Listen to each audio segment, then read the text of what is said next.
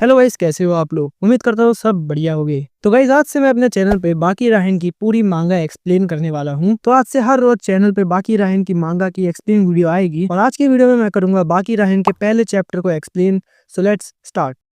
तो मांगा की शुरुआत में हमें एक आदमी को दिखाया जाता है जो कि हाथ में स्टिक लेके चल रहा होता है। आगे हमें दिखाया जाता है कि ये आदमी टोकुगावा के साथ बैठा है और इसका नाम क्योइचिरो साबू है और इसकी उम्र 64 साल है। और फिर टोकुगावा से थोड़ी सी बात होने के बाद हमें इसकी बैक स्टोरी भी बताई जाती है और आगे हमें बताया जाता है कि कंट्री में कई सारी अलग अलग जगहों पे बहुत सारी जेल्स है जिन्हें कुछ गार्ड्स संभालते हैं और उन गार्ड्स में से कई सारे केंडो फाइटर्स भी है और ये सभी गार्ड राइट पुलिस भी है। इन सबकी ड्यूटी दंगे फसाद को रोकने के लिए होती है। इतने ट्रेन फाइटर होने के बावजूद भी ये एक इंसान से कुछ सीखना चाहते हैं और उस इंसान का नाम है हिताकीरी साबू एके क्योइचिरो साबू। सुनने में ये बिल्कुल काल्पनिक लगेगा लेकिन वो 21st सेंचुरी का एक जीता जागता मैन स्लेयर है। वो किसी भी बंदे को बीच में से काट सकता है। इस बंदे को एक बार पुलिस ने गिरफ्तार भी कर लिया था खून के इल्जाम में और आज तक जितने भी लोग क्योइचिरो साबू से मिले हैं उन लोगों ने बस यही कहा है कि इस बंदे ने कम से कम कुछ दर्जन लोगों को तो मारा ही होगा। आगे हमें दिखाया जाता है कि टोकुगावा क्योइचिरो को 1-on-1 फुल्ली आर्म फाइट करने को बोलता है। क्योइचिरो को लगता है कि टोकुगावा मुसाशी मियामोटो से उसको लड़ने के लिए कह रहा है। तभी टोकुगावा हंसकर ना बोल देता है। तभी क्योइचिरो टोकुगावा से पूछता है कि क्या उसका अपोनेंट तलवार का यूज करने वाला है। टोकुगावा मना कर देता है और बोलता है कि क्या तुम जानना नहीं चाहोगे कि तुम्हारा अपोनेंट क्या यूज करने वाला है। और ये बात सुन के क्योइचिरो बस सर हिला देता है और फिर टोकुगावा उसको ये भी बताता है कि उसका अपोनेंट टीथ का इस्तेमाल करने वाला है। क्योइचिरो कंफ्यूजन में पूछता है कि क्या उसका अपोनेंट 100 टीथ यानी कि आरी का यूज करने वाला है। तभी टोकुगावा ये बताता है कि उसका अपोनेंट अपने मुंह के दांतों का इस्तेमाल करेगा। अब ये सुन के तुम लोग समझ ही गए होगे कि यहाँ पर किसकी बात हो रही है। खैर फिर हमें अंडरग्राउंड अरीना का सीन दिखाया जाता है जहाँ पर क्योइचिरो और जैक आमने सामने होते हैं। यहाँ पर हमें बताया जाता है कि जैक अपने गाउडो टेक्निक का यूज करने वाला है। सीन क्योइचिरो के ऊपर शिफ्ट होता है और हमें बताया जाता है कि आज जैक जिस इंसान का सामना करने वाला है वो कोई आम इंसान नहीं है। वो खुद में एक हथियार है। अगर इस बंदे के हाथ में तलवार हो तो इसके सामने कोई भी नहीं टिक सकता है। इस बंदे के बारे में ना ही कोई जानता है ना ही इसके बारे में कोई डेटा है। बस सबको यही पता है कि इसका पास्ट बहुत ज्यादा डार्क है। क्योइचिरो अब आगे बढ़ता है और क्योइचिरो और जैक दोनों अब आमने सामने होते हैं। जैक क्योइचिरो को शुक्रिया बोलता है कि उसने जैक की फाइट की रिक्वेस्ट एक्सेप्ट करी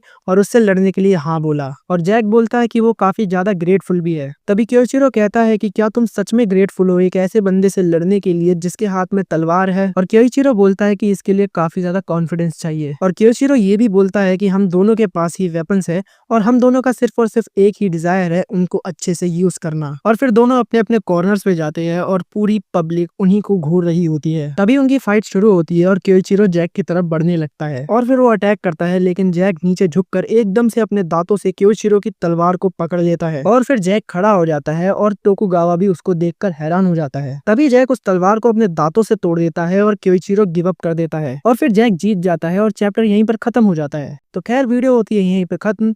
वीडियो कैसी लगी तुम्हें कमेंट करके जरूर बता देना और चैप्टर 2 अगर मिस नहीं करना चाहते हो तो चैनल को कर लो सब्सक्राइब। मैं मिलूंगा तुम्हें ऐसी नई और मजेदार वीडियो के साथ। तब तक के लिए बाय बाय।